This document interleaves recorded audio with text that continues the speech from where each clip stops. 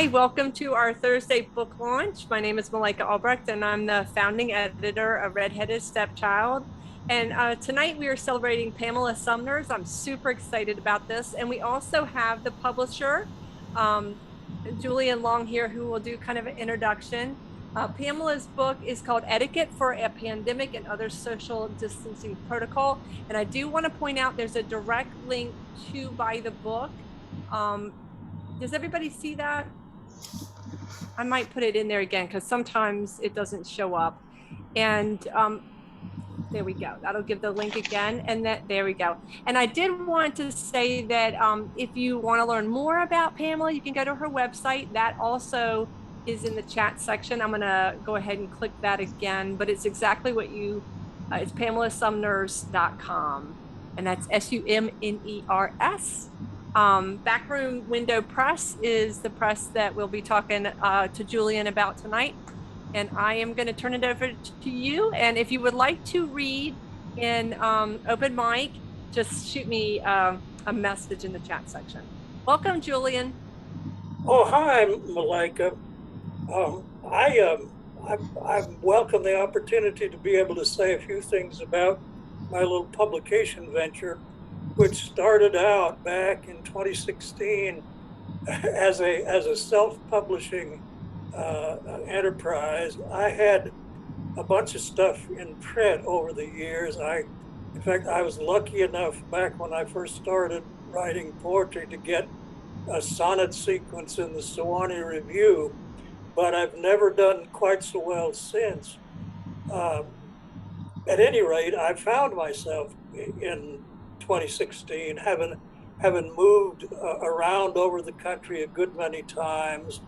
Um, I, I found myself in St. Louis in a situation where I was more or less without colleagues and uh, without a way of sort of breaking into the local literary scene. And I thought, I have one little chapbook, which was published back in 1998 at the University of North Texas, where I was. But I thought maybe I'll just do this myself, because I thought at my age, I was already 80. At my age, I probably can't find a publisher who'd be willing to take a chance on the kind of book I would like to have. And since I had acquired some desktop publishing chops over the years, I thought, well, I'll just try this and see if I can do it. So I published a book of my own. And then I had a health catastrophe. While I was in the hospital, I became aware of this poet named Pamela Sumners, who lived right down the street from me in St. Louis, who was somebody who was from the beginning, I was very interested in. I found myself liking the things that she posted on Facebook, and I began to talk with her a bit, and we sort of fell into acquaintance. And so when she began to talk about this book, Etiquette for a Pandemic and Other Social Distancing Protocols, that she was a bit disappointed about finding a publisher for it, I asked if she would like to let me publish it for her, and she agreed. So we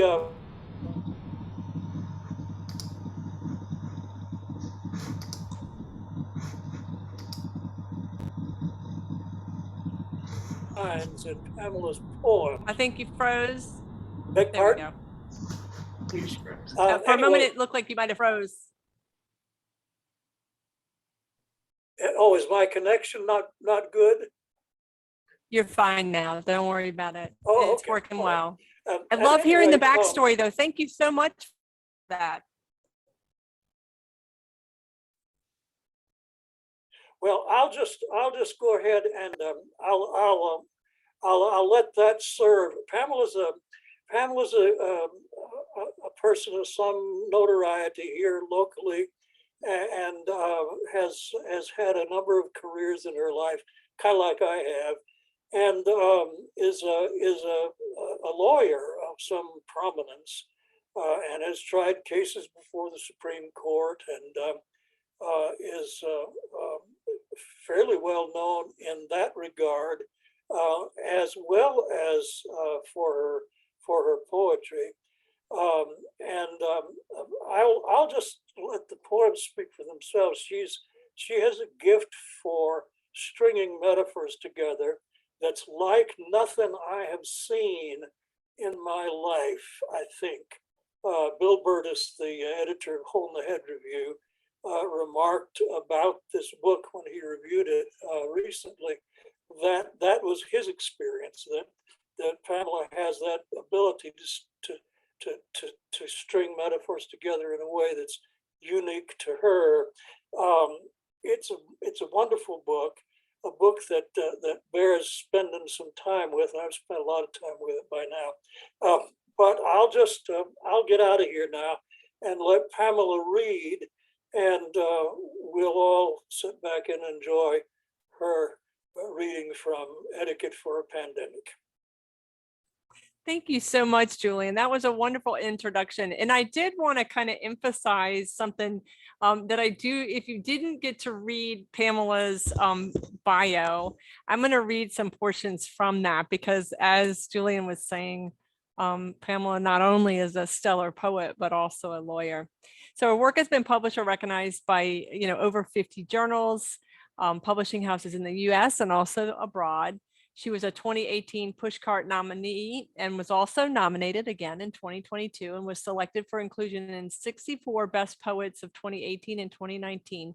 Her first poetry collection, Ragpicking Ezekiel's Bones, was published by UnCollected Press in December of 2020.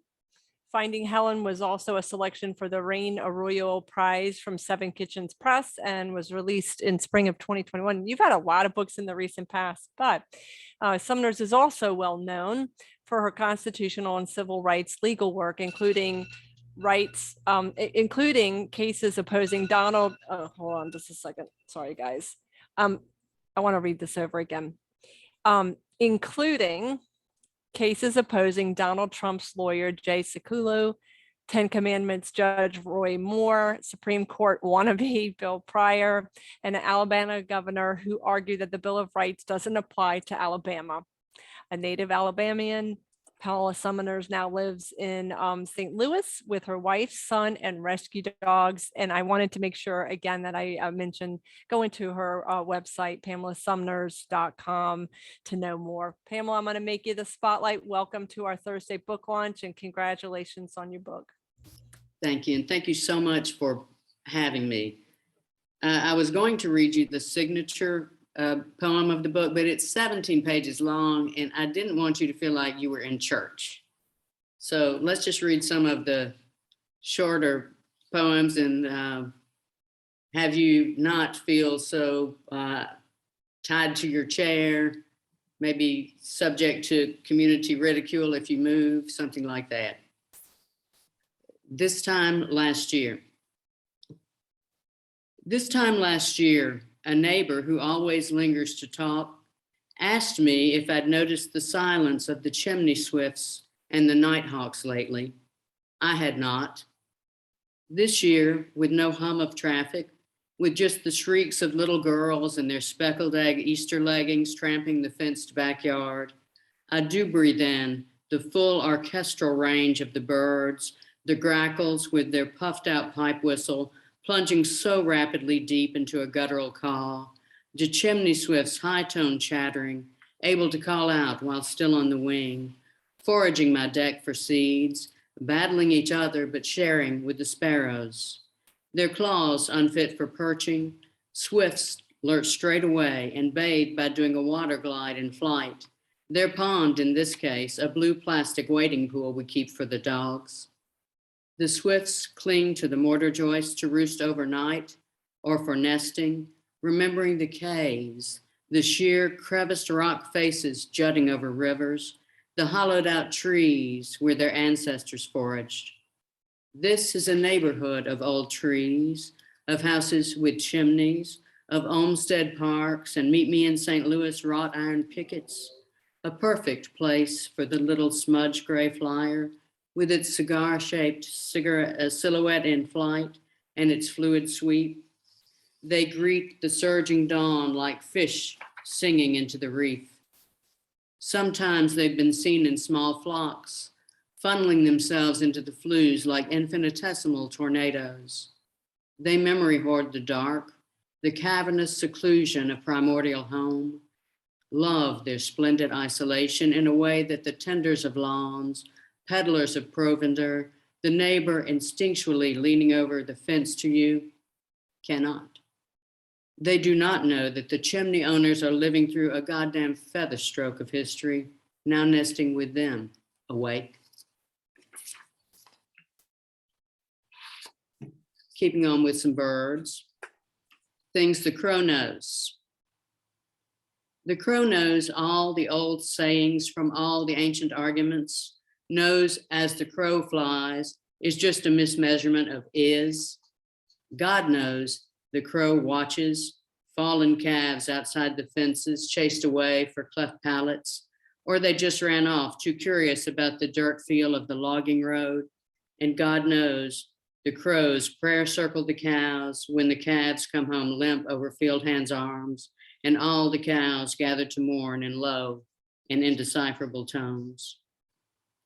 The crows square off against the man at the fence, mocking his property sign, making him fear to enter what he posted to keep out. The shiny-eyed crows keep vigil, impervious of warnings against trespass, sentinel themselves until the crow eulogies are spent. The crow knows that God knows they are innocent of murder, and man reviles his kind without cause. The crow knows God gave them, as an apology for winter, atonement for our superstition, the sweet, mysterious ability to fly straight away, heavenward, home.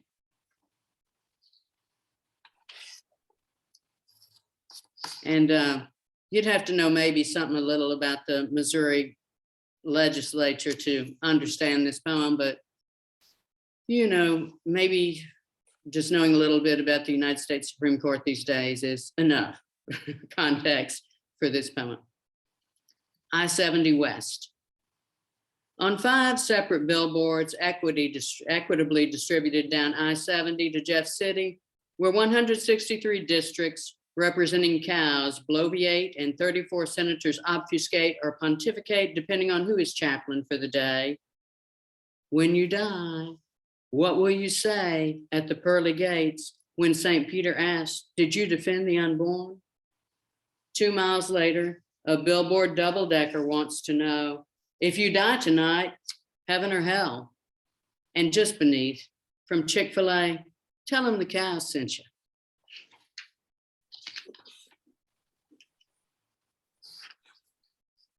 Habeas corpus.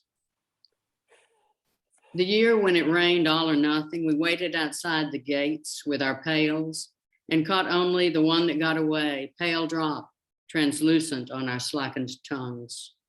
The men who ran the government said we needed pencils to apply for relief, but some misheard and brought pistols instead.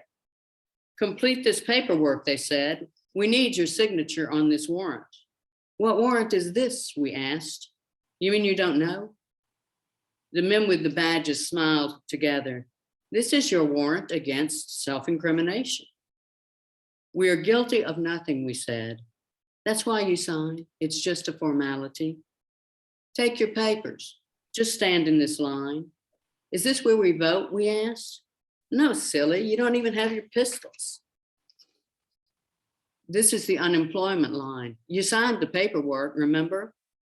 What line is this? We asked the next time. The bread line, the grocery line, the rations line.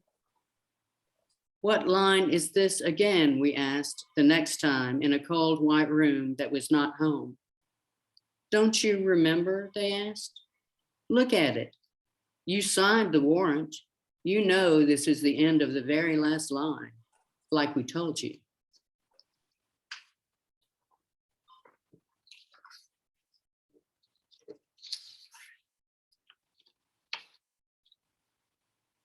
And I think now I have a bit of water, can go to a longer one. I promise you it's not 17 pages. It's all right. Relax.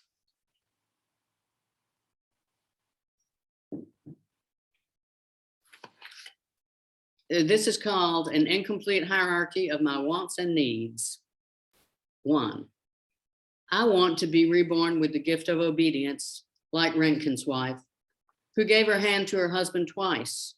The second time was the first X-ray. She got radiation sarcoma and died. Me, I was born with the Deuteronomy hand, the one reserved for ball twisting women, correcting all egotistical men in my stride. I told the elders that I only meant to help my husband, but disbelieving, they chopped it off just the same. Now, handless, I have wished to become the unwitting or complacent family of Jonas Salk, his altruistic experiment. That story had a far happier ending. My own family, I could fold away like a wooden ironing board into a broom closet, trapped in the irresistible, irrepressible memory hole. 2, I want to walk the Roman road of my youth, get right with God on the Appian Way, paved by the tabernacle of the Baptist Jesus Christ lightning amen, my fervid adolescent hands waving wild and intoxicated, slain in the spirit greetings to Priscilla and Epaenetus, whoever they are, because Paul says they are the first fruits of Archaea, whatever that is, unto Christ. Instead, I'm stuck here in the 21st century, succumbing to the lure of the carnival. There's no revival tent, just a red-haired barker shaped like a bowling pin wearing an oversized white red tie, shouting lunacy porn all along the midway.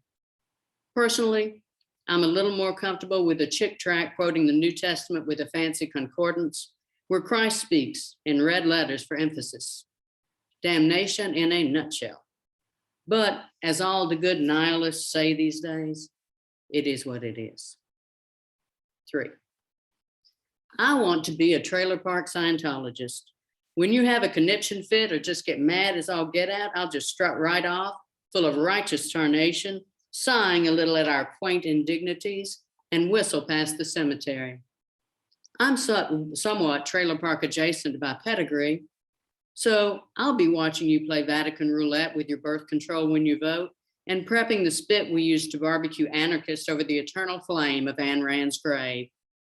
Let the doctors interrogate the virus, a chorus of chaos in your morose lungs. I'll just be over here with the man whose hands are blotty and small, sniffing for Rust Belt truffles, reading the love song of Lindsey Graham, and dog-earing a luridly stained chapter or 3. Maybe I'll knot a January noose for the mashed potatoes on a white plate Leni Riefenstahl of our balkanized realm, or be amused by your quizzling children who think the equator is just a belt the earth wears to keep its southern parts up so we don't embarrass ourselves. As for us grown-ups, we'll just keep passing the counterfeit bill of whiteness while the cops squat on someone else's neck. You know I can't prescribe any cure but prayer, right? 4, I want to be all the people who are so much better, farther, smarter, faster than me, who go to all the right parties and roll their own sushi, dolmatis, and Rastafarian doobies. I want to be all the good girls who are softer treading than me, who can smooth any ruffled feathers with a wink and caress that leaves no telltale fingerprints. I want to be the one who keeps the hummingbird feeder clean for the delectation of horny ornithologists and plants the bulbs on time, mulched before first frost in autumn's insatiable air, a clipped, tidy, holly go lightly, who could sport espadrilles in December and wear a Job's daughter pin on her bosom because, well, daddy.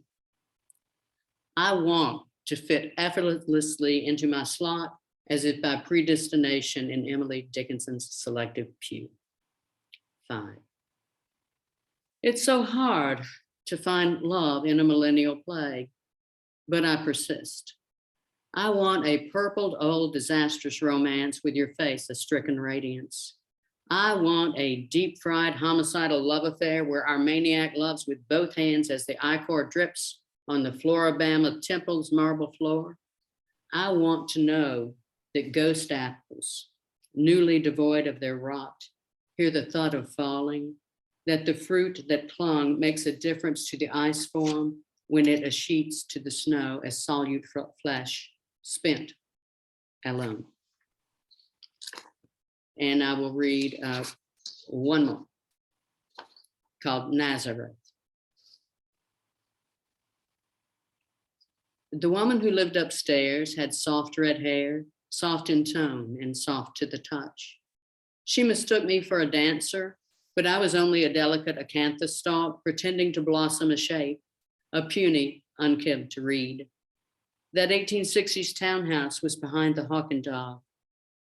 She had a German short-haired pointer called Deli Dog, and I had 6 cats who moved in somewhat like Carl Sandburg's Fog had and just never dispelled to light. She owned a shop of antiquarian books in Baltimore that she may even have playfully named Nevermore. Every night I would hear her hands flattering the ivory keys just as they had taught her at Juilliard, hear her playing Rachmaninoff, Mussorgsky, almost feel her swaying upstairs when she made for me mixtapes she left on the landing. And I could see her sometimes standing on those stairs where she was humming Ray Charles, the snarl lip Elvis songs that no one knows, like Marie's the Name of His Latest Flame, all of Jenny C. Riley's B-sides. She taped for me the many versions of Promenading Green she knew. And when I heard her soft tread sneaking away after leaving Treasure, her feet on the stairs, a musical measure, I would dance to find it at my doorstep humming, when I go by Baltimore, need no carpet on my floor. When she left, as vapors should, I wanted her to write an opera just for me about what good thing could come from Nazareth. Oh, thank you so much, Pamela. If y'all want to unmute and clap, you certainly can. I'm gonna put us in the gallery. There we go. We Bravo. can see each other. Ow. Oh, that was fabulous. Oh, holy cow. Yeah. Thank you all so very much. I was Oh, going to my say, you're goodness. going to have fun looking at the chat section, Pamela, because seriously, so many phrases at the exact same time. Couldn't write fast enough. I feel bludgeoned by metaphor. It was wonderful. It was so great. Oh my I love gosh. that, a bludgeon by metaphor. Wow. Yeah. Oh And I my apologize goodness. for tearing up Deuteronomy. When I need autocorrect. You know, but we knew what you meant. And I don't even know. But you and I had a couple that came up at the same time, Regina, the deep fried homicidal love affair. Couldn't write that fast. Right? Oh I didn't my even try to gosh. type. I couldn't type fast enough. I just stopped.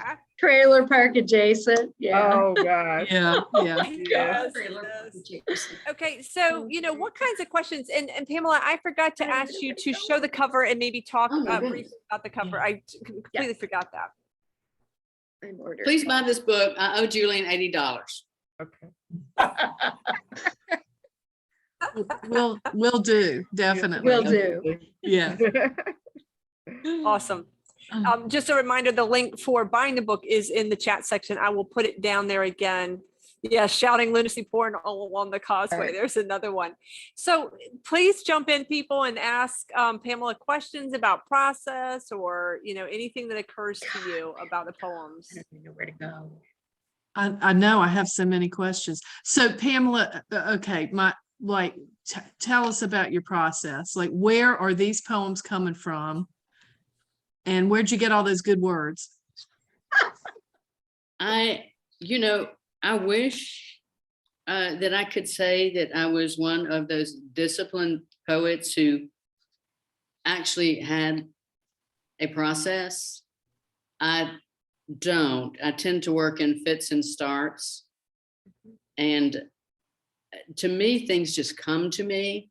And it may just be a phrase, or maybe I can see something on a truck that I think is just outrageous, or just something passing by me in a day. And I'm like, who thought of that?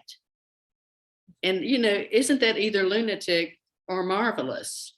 And that's pretty much how my brain is very binary. It's like, that is hysterical or that is tragic. Tragic. Either way, we must seize it.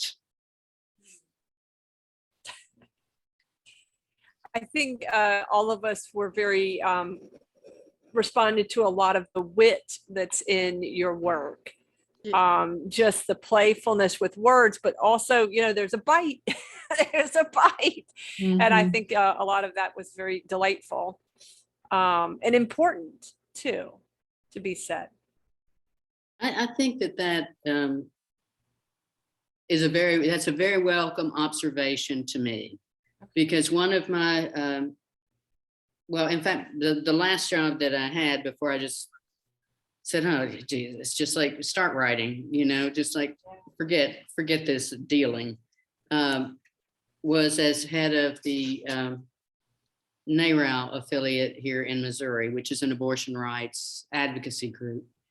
And I had to deal a lot with very humorless people affiliated with a lot of religious concerns and, Missouri Right to Life. And, I think a sense of humor helps, especially when you're on the side that is not winning in Missouri. Yeah. Yeah. Yeah.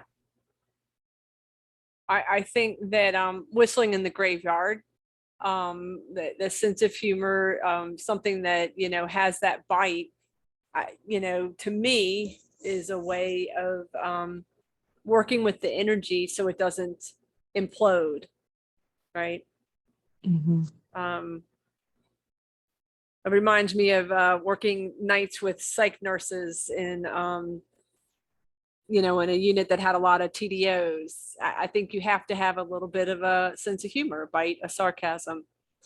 Oh my gosh, Betsy, I now am obsessed. The bird is there. He's fabulous. That's a gray, an African gray. Yes, he likes poetry. He Oh, would he's walk out of the kitchen and down the hall to join to me. come here. And now my husband's bringing in his gym. Oh, thank you. That's awesome. So now he can hear poetry. Pamela, how about that? This is a bird that had to come down the hallway to hear you read. Well, I hope you like the bird poem. I was just going to say, I wonder if it's how you began. The bird poems were fabulous. There was so much I almost forgot about the crow nose. I Everything. think the murder of crows got his attention. That's probably when he started his march. Isn't Yeah. that fabulous? Well, that was a wonderful poem, and I wanted to go back to that because a lot of us had the same responses. Yeah. Yeah, I think Laura and I were both like making eye contact during that. Like, oh, she had me with a crow poem. Yeah, I'm done. the crow knows all the old sayings from the ancient arguments. The crow squares off. The crow knows that God knows they are innocent. And then Karen just wrote in all caps, oh my goodness, everything about what the crow knows. So Goodness. any other questions or thoughts or things that you want to ask Pamela about process? 17, like I really wanted to hear that poem. When she said 17, I was thinking I can't hold a thought for like 2 pages. Oh, I'm not guaranteeing you that I held the same thought for 17 pages.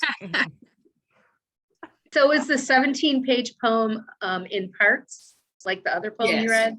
Okay. Oh yeah. The longest I think I've ever written one is maybe 4.5 pages, and it's 4 parts. So yeah. And it's really hard to find people who are willing to publish long poems in the journals. And I don't think it's just because it takes up publication space.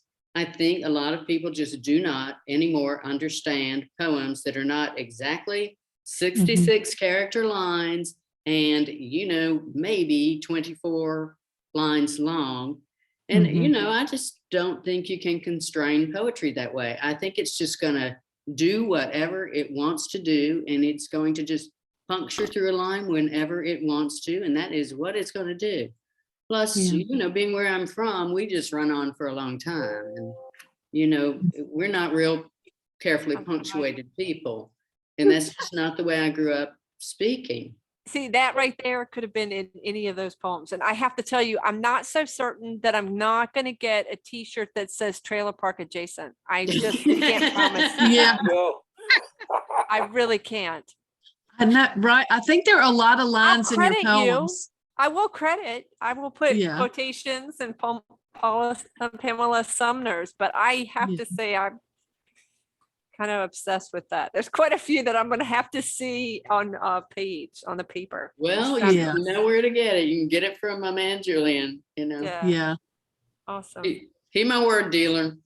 Well, I love the story too, Julian. Thank you so much for talking about the origin of the press, and then also, you know, how Pamela's book came to be published by BWP. You know, I think that that's one of the great things about print on demand or you know, DIY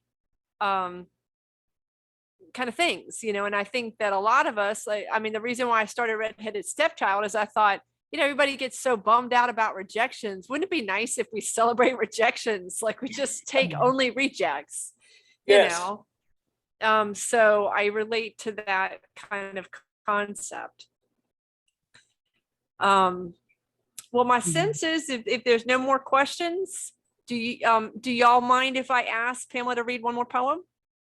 Oh, Please do. please Absolutely. do. Yes, yes, All yes. right. Back by popular demand, I'm coming to you, Pamela. I'm going to put you on the spotlight if you're okay with that. And I know this is hard because it's not when you planned. So if you would read one more Well, poem. you know, that just- I always have another poem. Good. All right. This one is called A Lady Has Passed in Nacogdoches, Texas. A lady with 5 names and none representing ex-husbands because she was a lady has passed in Nacogdoches, Texas, which you should know is pronounced like your toes in Corpus Christi sand, not like the slap and dash verbal clip of a Cajun syllable slipping mouth, which lives in the other Natchitoches, the Louisiana Bayou, slippery tongue one. This lady was sleek, not slippery, although she had a law degree, her obituary barely skimmed, like an armadillo curled into a ball, so you couldn't see it in passing. This lady went to what was then a finishing school, a place that would be bankrupted by ladies' husbands giving to their alma maters after they picked the finest blooms twining the old iron gates. There, even though they had 4 names to start with, and his name was only the 5th. She loved the larkspur on her campus, and when she came back to take on her 5th name, she threw herself into hedges of primrose, and she loved her Cape jasmine. She liked her bridge club, liked the Heritage Society, shared family recipes for the Junior League cookbook, and bought the pound cakes the little old black ladies with their church hats made and sold to help the sick, the poor, the elderly. She was a colonial dame, a daughter of the American Revolution, and had a curious Masonic pen that looked nothing like her sorority pen. She was a Theta, which you should know is Kappa Alpha, as you should know all the best Southern girls are and always will be, and she kept all her girlhood friends who outlived her. Her pallbearers were obit announced as though in a bridal notice, all of them nephews and grandsons of parishioners at her Christ Episcopal. Each one of them, from Phi Delt to Sigap, urges you to remember she knew her flowers and the right symbolic bloom for any occasion. Anything you sent by way of remembrance would never boast the hardiness of her Cape jasmine, would not persist as she did, so you are kindly asked, in lieu of flowers, to note her love of traditional things. Please give, in her memory, to the charities of East Texas, Nacogdoches, the Society for the Preservation of the Book of Common Prayer, up in the Northeast somewhere where buds are sparse and common prayer in grave danger must be preserved for history. And don't forget to tend your own camellias, which should be pretty this year, and the azaleas too, especially the blazing tangerine-hued ones. And please plant a lace-leaf maple in the old pasture where she and a long-dead sorrel mare named Belle Star used to ride at dusk. Thank you so much. You know, I think the stunning amount of details are what knocks me out with a lot of your work. That's fabulous. I mean, did everybody get such clear images of this person? Yeah. I Yeah. read, Oh, yeah. it is actually drawn from an obituary that I read in an alumni magazine from women's college. Yeah. And, you know, I wrote that poem on the same day that I wrote another poem about the death of George Floyd. And I was just so struck by the contrast between my college alum magazine and, you know, Bell Star and the Book of Common Prayer and, you know, pound cake sales, and then George Floyd. So that is the sort of, it's the sort of Southern schizophrenia.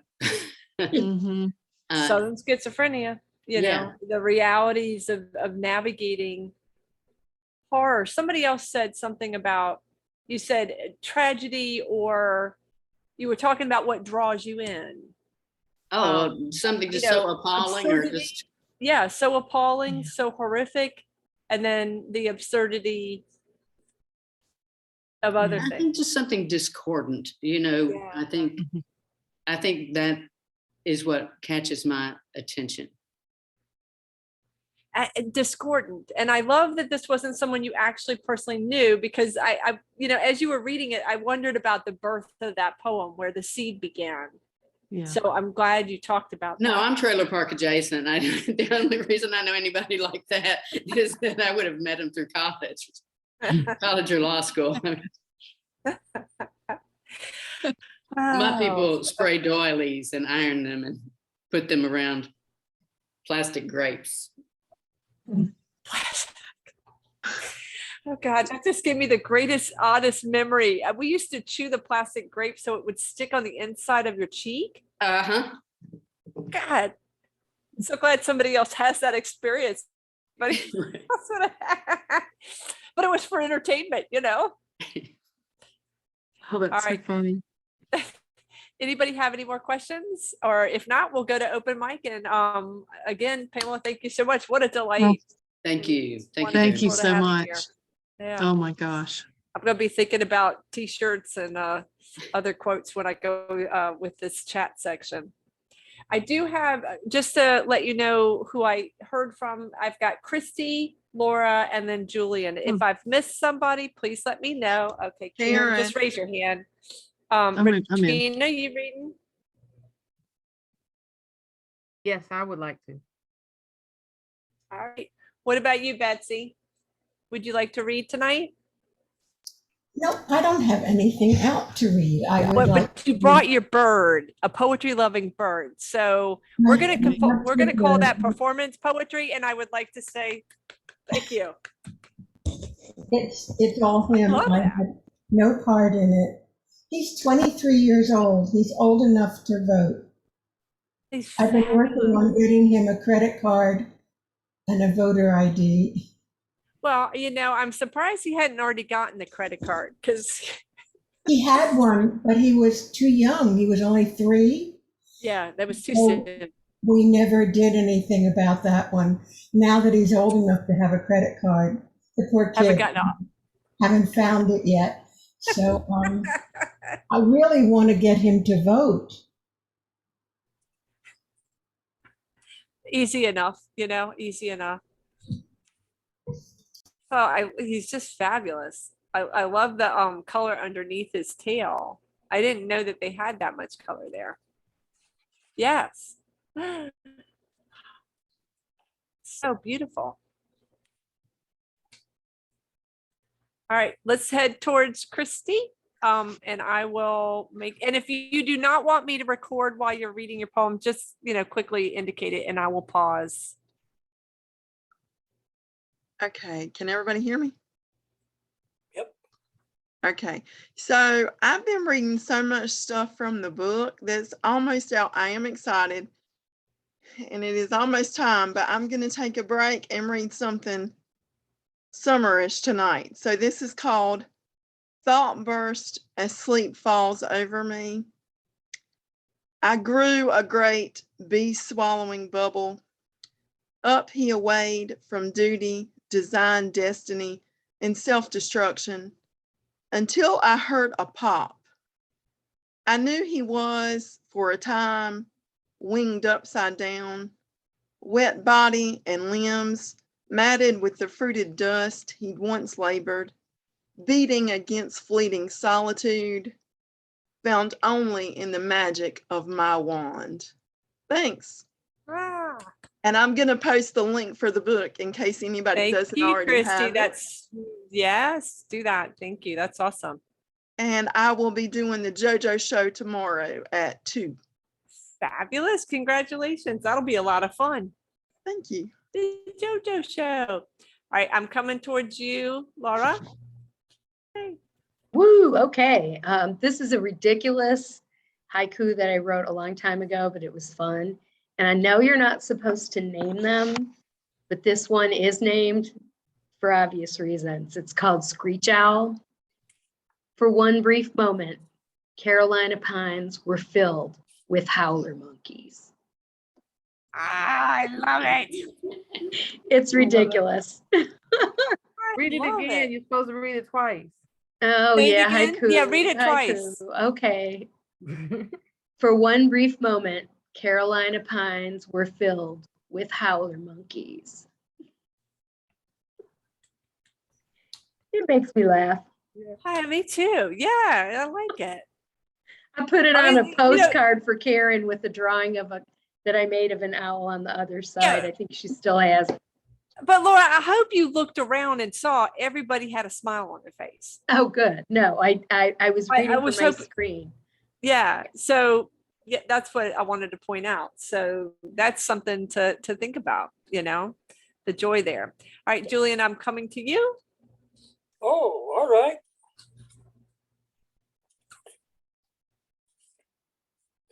I have this little chapbook from years back. I can't. I was going to know say whether it you is see not the show. cover There we of it or go. not. There it is. At any rate, I thought I'd read the lead poem. It's called Highwire Man, and it was published in 1998. And I wrote it mostly in the late 1990s, just quite a long time ago. The lead poem is called Highwire Man. He starts at dawn. From a hill above a tiny French village, a wire stretches up over cottages parti-colored, harlequinesque, a single steeple, tall beeches swaying. He walks at first like a tumbler, leaping and changing his feet, turning cartwheels about the pole that balances one false turn, but he catches himself last instant before dead weight, and then the long stride over the housetops, each step centered afresh. Do we really hope he falls? Isn't it the overcoming that thrills? Each step an overcoming, not of death, but of something like slavery, on the wire, to fail beyond shame. We imagine fear of broken bones and agony, death of deaths by violence. But ask him, and he'll tell you he is at home on the wire. Think of the pole, the balancing, the purity of it. Any life he loses isn't his own. From his heart stretches another wire, tugging towards the hard planet.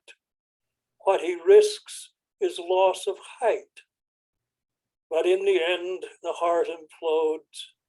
Wires run to ground over a little stile, step foot in a field of folk.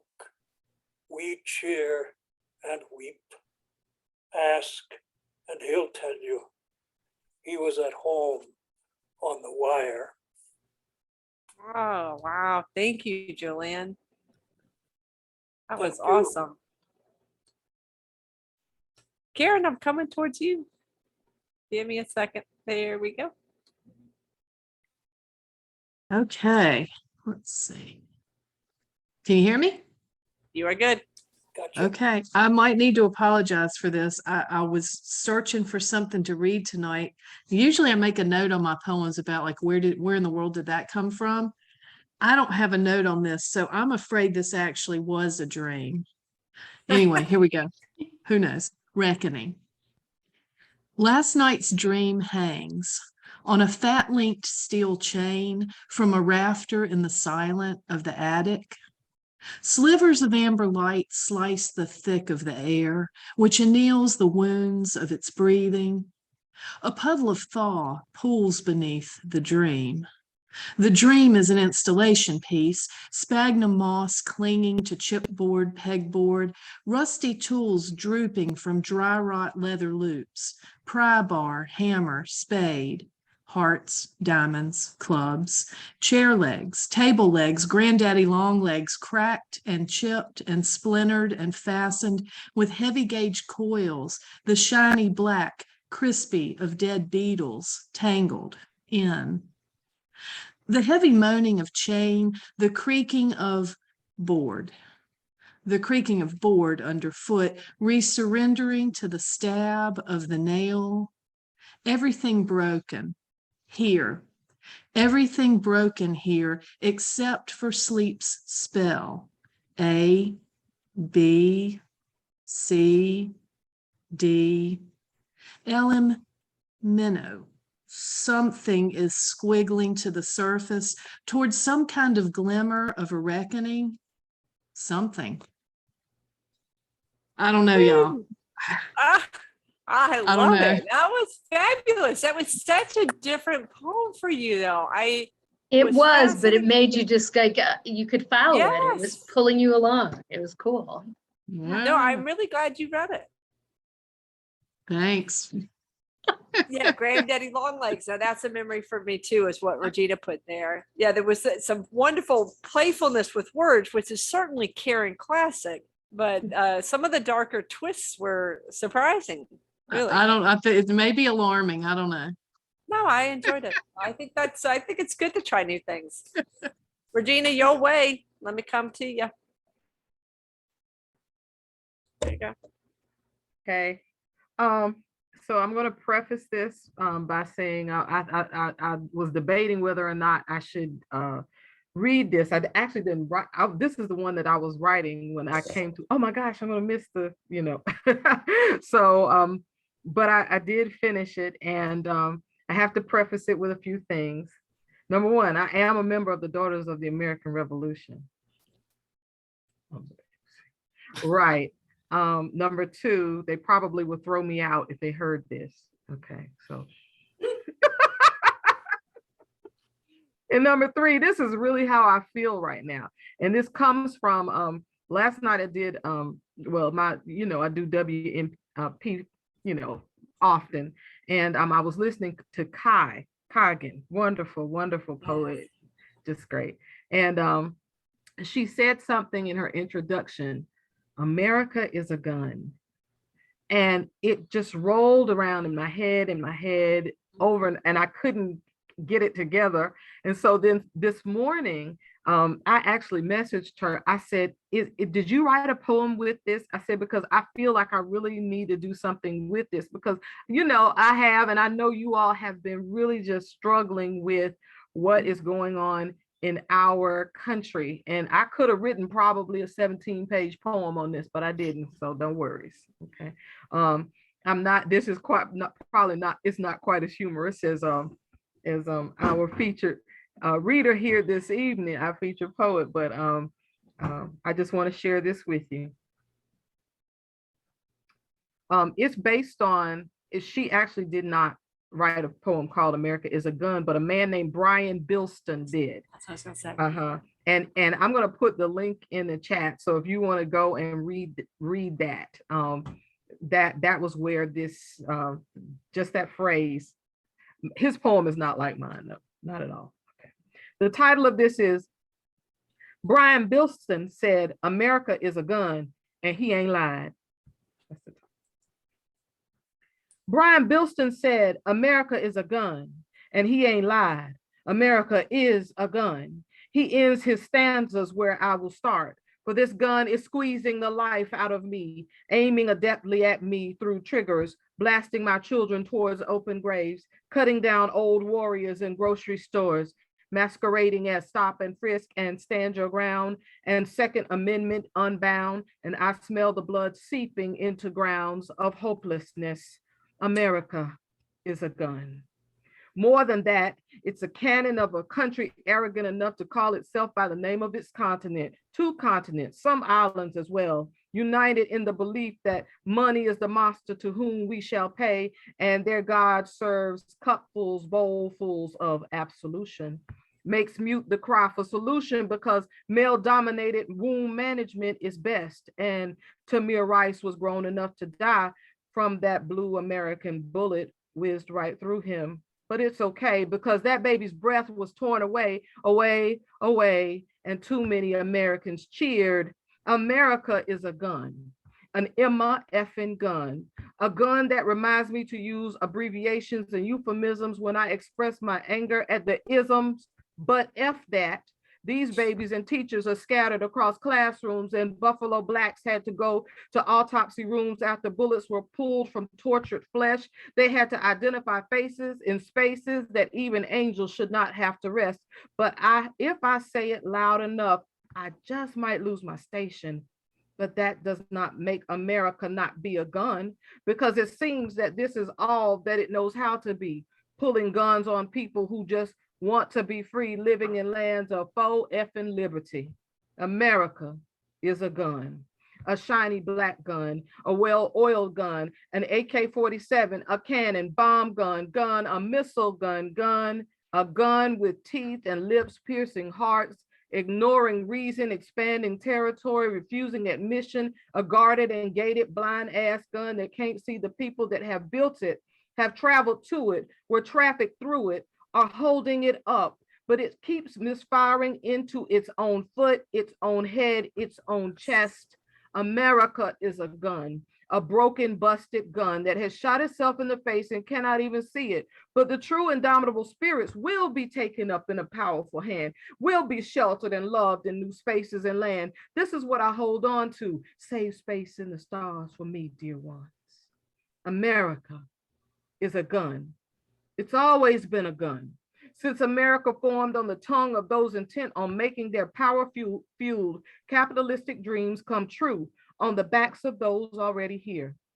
And we continue to think that we can layer elitist imaginations over broken, decaying flesh and bones. But until the gun lowers its barrel and returns itself to its armory, this putrid smell of death and despair will filter through the continually poisoned air. And we can hang pictures, build monuments, and turn off TVs, vote in blocks that destroy everyone that ain't like we. And we can keep calling America the land of the free. But I'm here today to tell you, America is a gun. And Brian Bilston ain't lied. Holy smokes, girl. Holy cow, Regina. Wow. That was a punch to the gut. That's such a good poem. Oh my great goodness. Oh my Ooh. God. I don't even know what to say. I don't even know what to say either. There's a couple I of don't know what I'm comments. gonna do. True. Oh, Regina, we're gonna be seeing that. We're gonna be seeing that. Regina, I can go to That- share Ooh. screen for Brian's poem. Do you want to? Yes, that would be great. Yes, All right, that would be great. Oh, there we go. gosh. Okay. Yes. England is a Oh. cup of tea. Somebody England- want to read it? Just jump in. I'll read it Regina? Oh, Who oh, said good. Laura Fisher read? unless Regina wants to. Laura, you can read it. America is a gun. England is a cup of tea. France, a wheel of ripened brie. Greece, a short, squat olive tree. America is a gun. Mm. Brazil is football on the sand. Argentina, Maradona's hand. Germany, an UPA band. America is a gun. Holland is a wooden shoe. Hungary, a goulash stew. Australia, a kangaroo. America is a gun. Mm. Japan is a thermal spring. Scotland is a Highland fling. Oh, better to be anything than America as a gun. That's a great poem. It's a great poem. Yeah. That's a great poem. Yeah. Yeah, thank But you. Regina, you knocked it out of the park with that. There is Oh. a lot of power to that poem. It's A Yeah. lot of- Well, and similar to what Pamela was saying about, being caught you're breaking up. or an image or, yeah, Right. just being caught on something right. and writing from that place, being on fire. I mean, and that's how we all related to You Lost Time. When you said I was late because, I was writing. I mean, I think all of us have those times that something lights us on fire that we have to respond to. And I think that social justice issues and, gun violence and racism and our threats to Roe versus Wade are all very Mhm. important topics to respond to. And then, Send money to NARAL. yeah. Well, Pam's got something to say on that one. yeah. Okay, tell us why we shouldn't, because I've been sending money to Planned Parenthood instead, but Well, I think sending money to Planned Parenthood is a very fine idea. okay. And Enough the said. direct services, and in an era where Right. things are shutting down, and places like the National Abortion Fund, which actually help poorer women access. I mean, the right has not been overturned yet. Yeah. But this is June, and we all know that before the end of June, that's what's going to happen. So any of those direct services sort of places are going to Okay. be critical. Good to know. Thank you, guys. It was lovely to be in your company. Be well. Thank you. Thank you. Again, this was great. Yeah, Thank you thanks, so Pamela. much. Thank Oh you, my Julian. goodness. Thanks. From the North Carolina. Yes. Yes. From the North